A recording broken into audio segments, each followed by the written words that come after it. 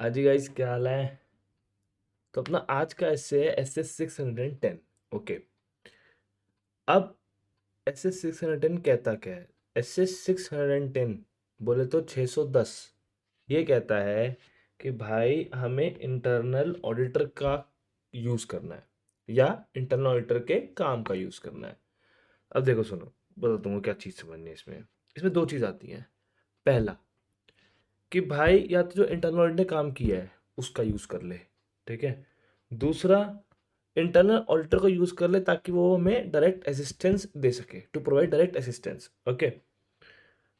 लेकिन direction supervision किसकी रहेगी? एक्सटर्नल ऑडिटर की ही रहेगी। ओके।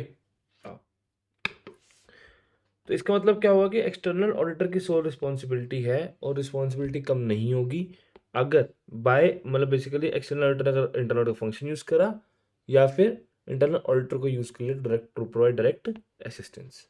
ठीक है, इतना क्लियर है। Okay. Now what objective and scope of internal audit functions. What are the objective and scope of internal audit functions. देखो भाई, इंटरनल ऑडिट फंक्शंस में तीन चीज़ें आती हैं। एक, वो गवर्नेंस से रिलेटेड काम करता है। दूसरा, वो रिस्क मैनेजमेंट रिलेटेड काम करता है। तीसरा, इंटरनल कंट्रोल चेक करता है। ठीक है। The internal audit function may assess the governance process if it in its accomplishment of objectives on what। Corporate governance में क्या आएगा? Ethics, values, right. मेन खेल वही है उसमें। तो क्या आएगा? Ethics and values, performance management, accountability और communicating risk and control information. Okay. Then comes what? Then comes the risk. ठीक है। अब जो रिस्क आ रहे हैं, रिस्क कैसे कैसे, रिस्क के ऊपर भी वो काम करता है। क्या करता है? इंटरनल फंक्शन में is generated by identifying and evaluating significant exposures to risk. Okay. और इंटरनल फंक्शन में perform procedure to assist entity direct detection of fraud. ठीक है। देखो, एक्सटर्नल ऑडिटर का काम होता है अलग, वो फाइनेंशियल्स के इर्द गिर्द पूरा घूमते हैं। ठीक है। इंटरनल ऑडिटर का काम होता है प्रोसेस देखना। ओके।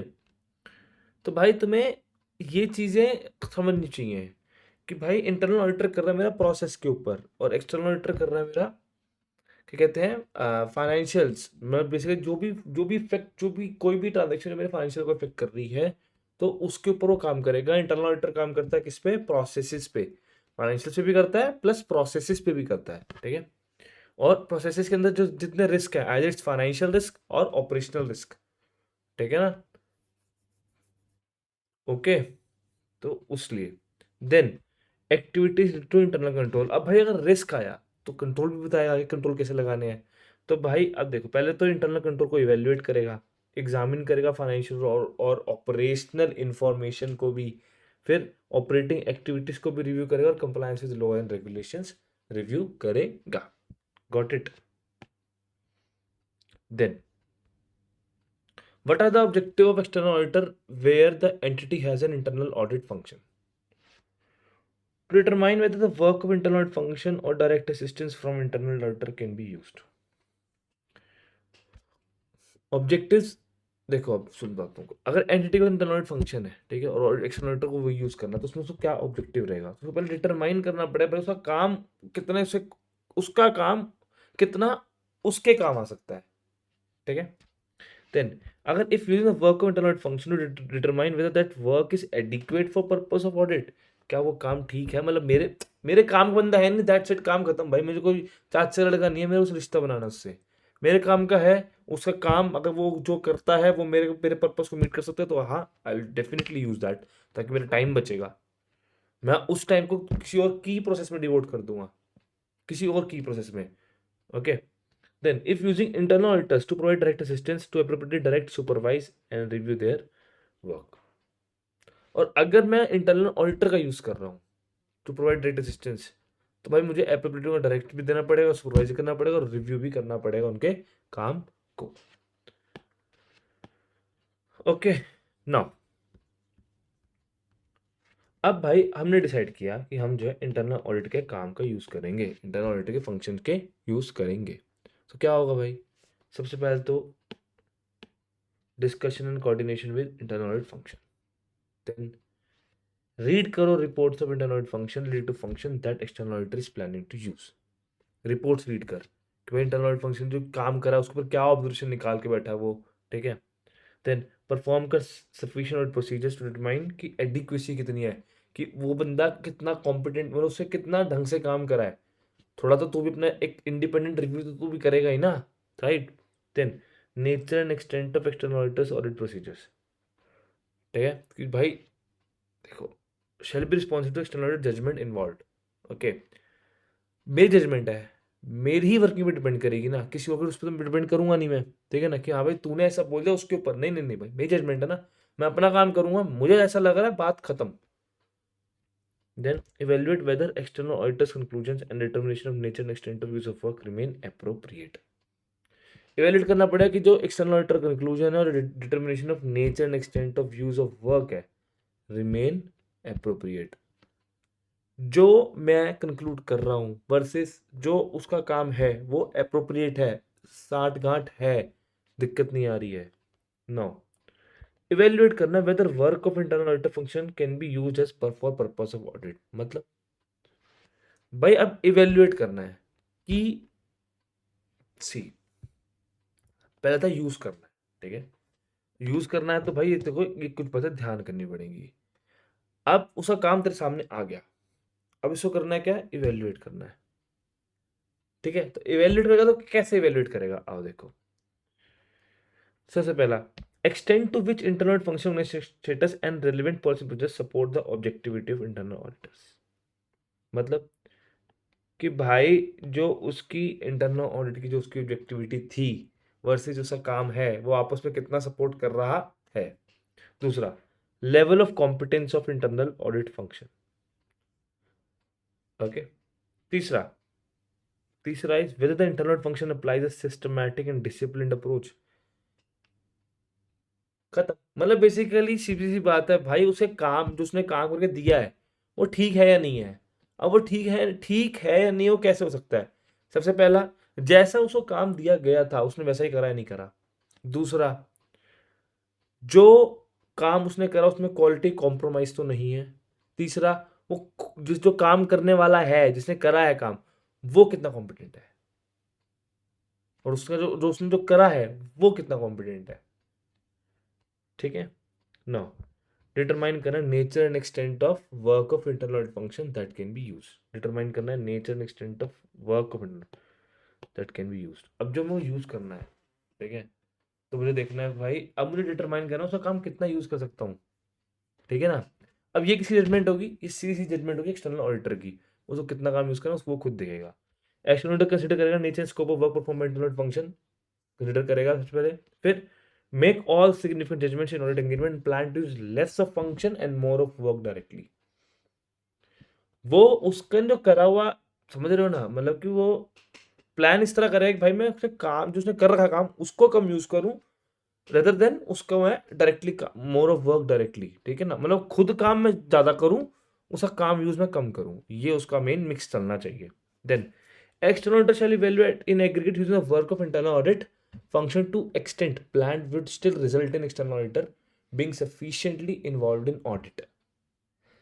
देखो भाई अभी ऐसे 600 पढ़ के आए थे, उसमें भी यही था कि भाई रिव्यू करना है, ढंग से करना है ताकि तुम सफिशिएंटली इन्वॉल्व रहो ऑडिट में। ये नहीं कि किसी और काम उठाया, कंट्रोल सी कंट्रोल वी हो गया, ऐसे नहीं करना। क्योंकि रिस्पॉन्सिबिलिटी भाई तेरी है, तुझे मेक श्योर करना है, कल को लफड़ा हुआ तू जाएगा जेल, तू फंसेगा, ठीक है। देन कम्युनिकेट टू डोस्टा विद गवर्नेंस, कि भाई कैसे एक्सटर्नल ऑडिटर प्लान कर रहा है, उनको बताना बहुत जरूरी है कि भाई ये काम उनका मैं यूज कर रहा हूँ, इस तरह यूज कर रहा हूँ, तो वो भी देखने की बात है। इंटरनल ऑडिटर भी एट दिन डोस्टा विद गवर्नेंस से कम्युनिकेट करेगा, राइट।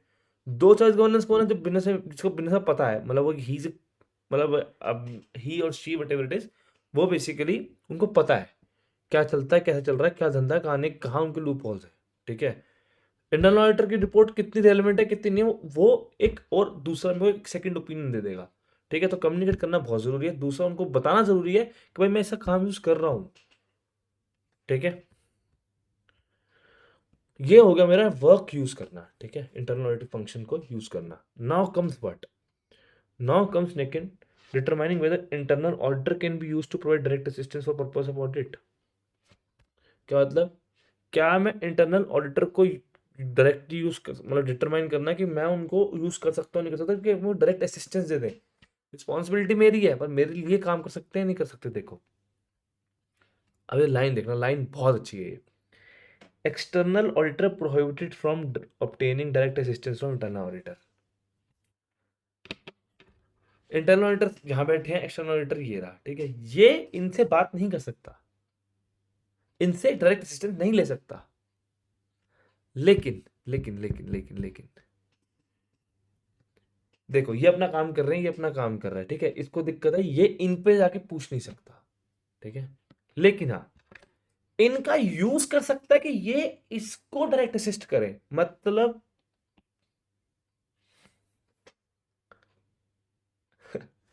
अगर तुम ये डिफरेंस समझ ना, मजा आ जाएगा। देखो, एक्सटर्नल ऑडिटर प्रोहिबिट है कि भाई अगर ये इंटरनल ऑडिटर अपना काम करे, अपना काम करे, ठीक है, ये इससे बात नहीं कर सकता, इससे इससे पूछ नहीं सकता, डायरेक्ट असिस्टेंस इससे नहीं ले सकता। लेकिन हाँ, इनका यूज कर सकता है कि भाई तुम मेरे को जो मेरे बताए हुए काम है उस पर मेरी हेल्प कर, मैं बता रहा हूं ये काम ऐसे ये काम करके दे मेरे को, इसमें तू मेरी हेल्प कर दे। लेकिन ये नहीं कि भाई तूने इसमें क्या करा था, तूने ऐसा क्या करा, वो अलाउड नहीं है। Okay, then evaluation of existence and significance of threat to objectivity and level of competence of internal auditor. भाई सीधी बात है, उसकी ऑब्जेक्टिविटी जैसे तुमने ऐसे चीजों में पढ़ा था ना, एट चिपकाओ भाई, उसकी कॉम्पिटेंस देख, उसके क्या कहते हैं सिग्निफिकेंस देख, ठीक है। Then existence of threats shall include inquiry of internal auditors. Done. अब अगर मुझे एक minute, in evaluating the existence significance of threats to objectivity of an internal auditor, मतलब in evaluating the existence significance of threats to objectivity of an internal auditor, the following factors may be relevant। अब कौन कौन से factors मेरे relevant होंगे? सबसे पहला भाई, extent to which internal audit functions, organization status and relevant policy procedures support the objectivity of the auditor। भाई देखो, तुम मेरे सगे तो बाद में बनना, पहले तो उनका ये देखना पड़ेगा कि भाई वो अपनी जो ऑब्जेक्टिविटी है उससे कितना मीट कर रहे हैं, ठीक है। दूसरा, family and personal relationship with an individual working in और responsible for the aspect of entity to which that work relates. Basically कोई, क्योंकि इंडिपेंडेंस खत्म हो जाएगी ना, फिर खेल वही है। देन एसोसिएशन विद डिवीजन और department in entity to which work relates, association with division और department in entity to which the work relates, ठीक है। Then significant financial interest in entity other than remuneration. Obvious सी बात है, remuneration तो एक interest होता ही है सबका, वो हटा दो। उसके अलावा कोई और फाइनेंशियल इंटरेस्ट है on terms consistent with those applicable to other employees at similar level of seniority, ठीक है, तो वो देखना जरूरी है। देन भाई देखो, सीधी सी बात है, अब वो यूज कब नहीं करेगा, ऑब्वियस सी बात है, ऊपर जो थ्रेट से अगर वो थ्रेट एग्जिस्ट करे तो वो नहीं करेगा ना। कि सिग्निफिकेंट थ्रेट है कि भाई जो ऑब्जेक्टिव टू इंटरनल ऑडिटर को, जो बेसिकली सिग्निफिकेंट थ्रेट है इंटरनल ऑडिटर की ऑब्जेक्टिविटी से। दूसरा, इंटरनल ऑडिटर पे कम से कॉम्पिटेंस नहीं है, वो काम नहीं कर रहा ढंग से, मैं क्यों यूज करूं उसको? समझ आ गई बात? Now now what next? अब डिटरमाइन करना है। अब देखो भाई, अब तुमने फिगर आउट कर लिया कि हाँ भाई ये बंदा मेरे को चाहिए, ये बंदा ठीक है, ओके रिपोर्ट है, पता है इसको काम कैसे करना है, सब कुछ आता है। अब क्या? अब मुझे डिटरमाइन करना है इससे काम किस तरह कराना है और कितना कराना है, ठीक है, जो मेरे को डायरेक्ट असिस्टेंस देगा। जिसमें देखो बताता हूँ सबसे पहले, भाई देखो, nature that can be sent to external auditor consider किस किस में करेगा उनको, ठीक है। और ये जो नीचे वाला मैटर है ना, shall not use to provide direct assistance to perform procedures, इनमें डायरेक्ट असिस्टेंस को डायरेक्ट असिस्टेंस के लिए यूज नहीं करेगा, लेकिन ऊपर वाले में बिल्कुल करेगा। Amount of with respect to planning and performing relevant audit procedures. दूसरा, evaluation of audit evidence gathered. Planning और परफॉर्मिंग करना, कोई एक प्रोसीजर परफॉर्म करना है उसके लिए यूज कर सकता है, बिल्कुल कर सकता है। ऑडिट एविडेंस को रिसीव हो, उसको इवैल्यूएट करना है, बिल्कुल करना है कि वो सफिशिएंट एप्रोप्रिएट है या नहीं है, बिल्कुल कर सकता है। देन असेस्ड रोमम, और last evaluation existence and significance of threats. तो जो चेकिंग वाला काम है, इवैल्यूएटिंग वाला काम है, उसमें कर सकता है। लेकिन अब जो जजमेंट वाला काम है भाई, सिग्निफिकेंट जजमेंट लेनी है ऑडिट में। दूसरा, higher assessed ROMM way judgement requires is more than limited, मतलब जहां पे बेसिकली जजमेंट का खेल है सबसे ज्यादा, तो वहां पे किसी को किसी मतलब भाई तू खुद की सोच रख, because at then you are responsible. Then relate to work which is reported to management और दोस्त with governance by internal audit function. ठीक है। Last, relate to decision that external auditor makes in accordance with SA. अगर मैं कोई decision वो ले रहा है इन अकॉर्डेंस विद एसए, तो ऑब्वियसली उसमें क्या असिस्टेंस लेगा। एसए ने बोला करने का तो करने का, अब वो कोई इंटरनल ऑडिटर चाहे कोई भी आ जाए, वो आके बोले भाई ये नहीं करना, तो वो ऐसा मान सकते, बिकॉज उसके भी कुछ गाइड प्रिंसिपल्स हैं, तो उसको वो फॉलो करनी पड़ेंगे।